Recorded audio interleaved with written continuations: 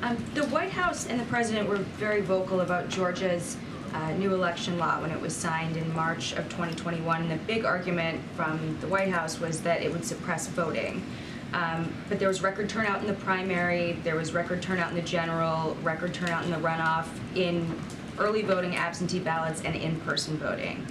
So is the DOJ going to drop their lawsuit against the state? I can't speak to DOJ's actions and what they're going to do. The president, though, called it Jim Crow in the 21st century and a blatant attack on the Constitution. So does he still see it that way? I'll say this. I'm not going to speak to the Department of Justice legal actions. That's something for them to speak to.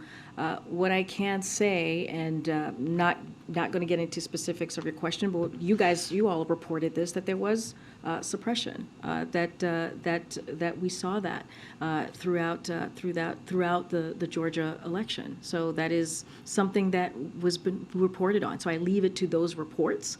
But look, even with that, the American people came out. They came out in historic fashion to make their voices loud and clear.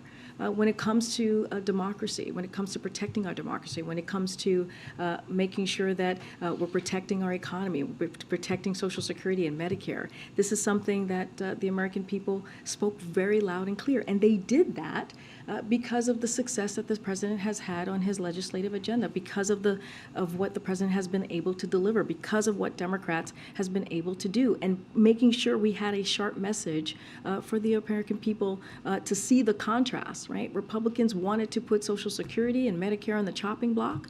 That's what they wanted to do. That was their plan. And, you know, people have said, I've heard some of your colleagues say earlier this morning that it was a stunningly bad cycle for Republican senators. And a lot of that is because of their agenda, is because they embodied the ultra MAGA ideas.